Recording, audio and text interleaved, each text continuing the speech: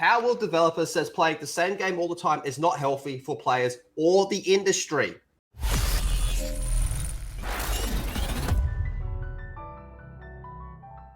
Now, I think everyone will agree that if you just play the same game, you'll go fucking insane.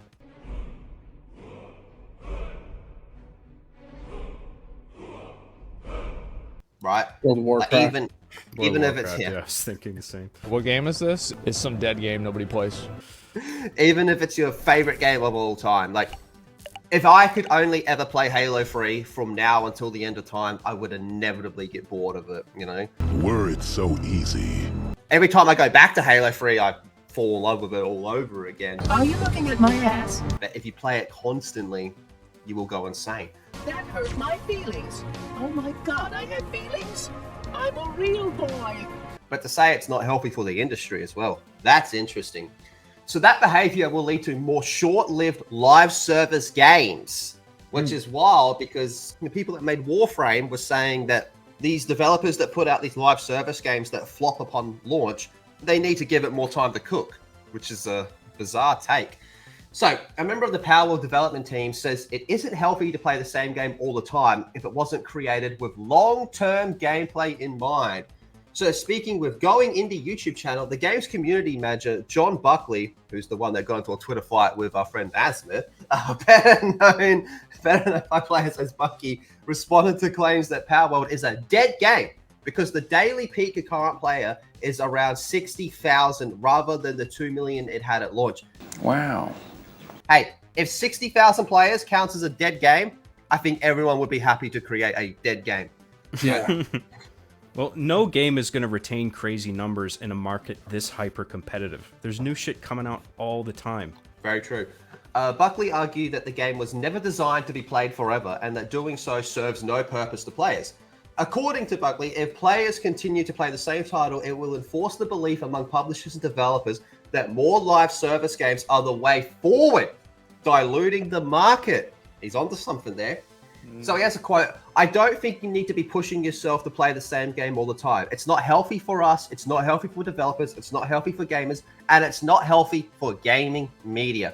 It's just not healthy for our industry because the more we push this kind of narrative, the more very large companies are going to just say, gamers want more live service. And we're going to get more of these soulless live service games that come out and they get shut down 9 to 12 months later because they're not making enough money.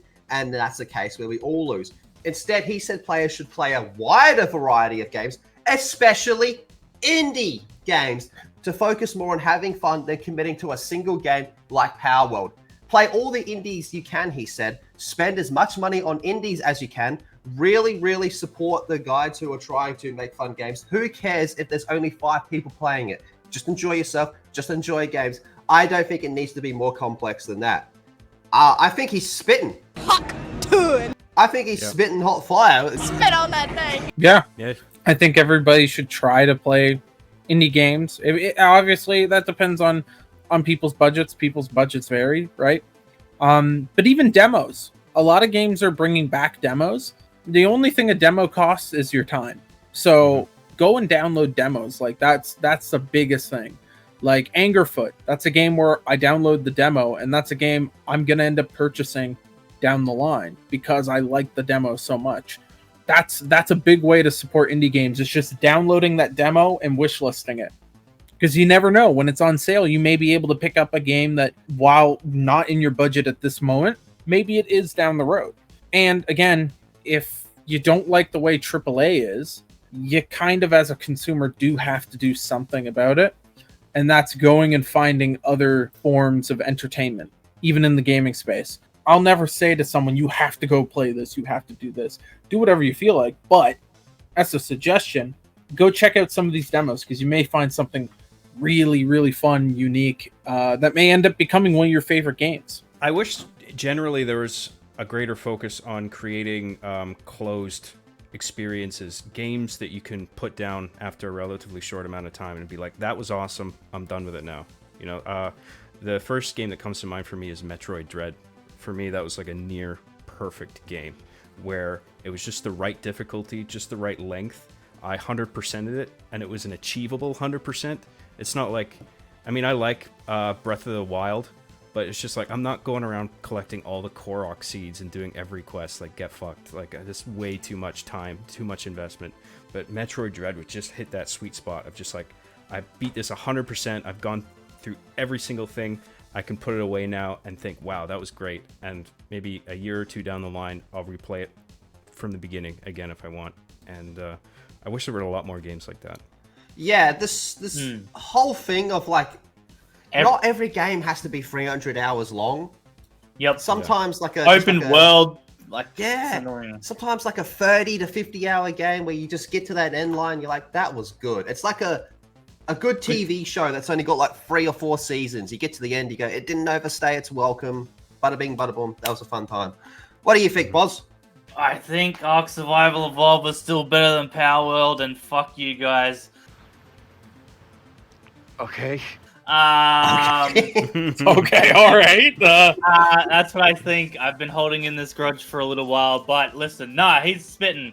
I like John said, I actually wish there was more games. Just like a really good campaign, and a lot of companies aren't even getting that fucking right. Where it's like it's 6-hour campaign, fucking goodness, and then you fuck off. You know what I mean? Like even if it was just like that, some games only need that 6-hour campaign, and then whatever, right? Or 15 hours. It's the problem with that though is that it becomes pricing.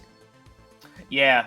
No, but I would rather that than realistically, let's be honest, most of these Ubisoft games are only 6 hours, but they fucking make it 70 hours because of all the dumb shit you gotta do in the worlds of shit. And I'd rather just like have it just mission to mission, and it's fucking hectic as shit, cinematics and cool crap and good actual story than just walking around for 10 hours trying to get to the actual spot.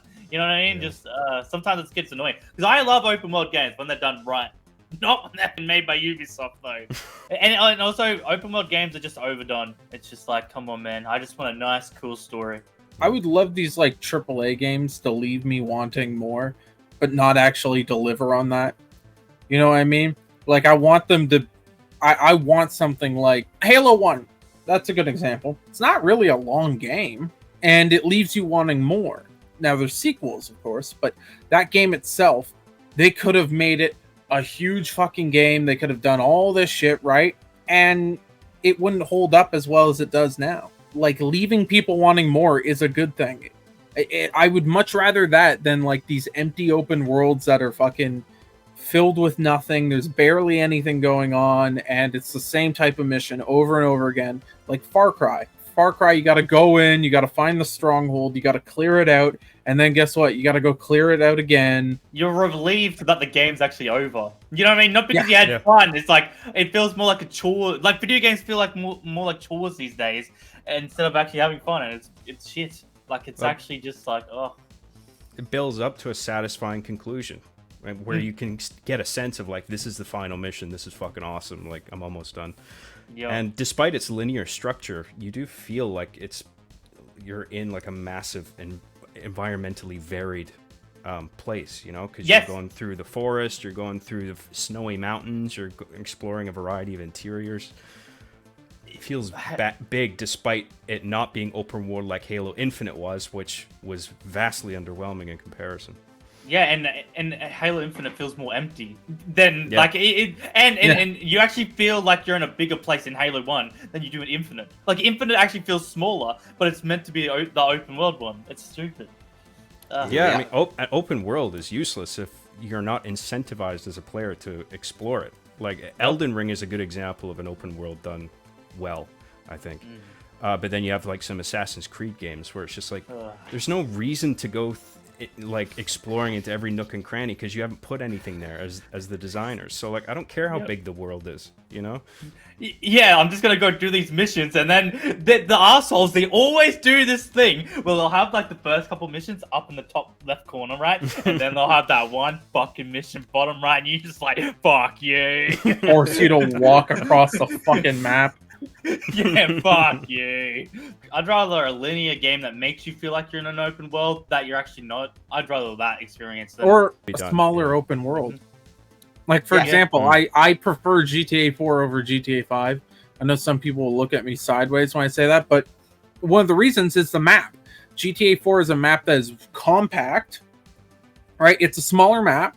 It's not tiny, but it's smaller. But there's always something around the corner. You're always going to get a question mark that hops up.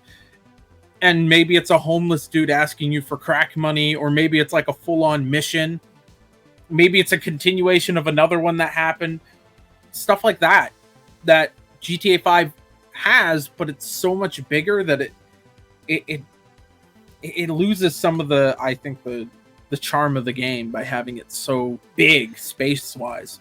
It becomes a problem, going back to Moz's Ubisoft point. The way you just open the map and you go, there's like just a dozen markers on here of camps and stuff. It becomes a checklist, right? Whereas, like you said, I agree. I think Elden Ring is just a great example of how to do open world because you want to explore it. Like Elden Ring, you'll go, is that a fucking castle over there? I'm going to try and get to that castle, and there's all these obstacles in front of you. You know, it encouraged exploration, whereas like these Ubisoft ones is just, that one's done. Okay, the next fort is done. You know, it's all in your map. You're just ticking it off.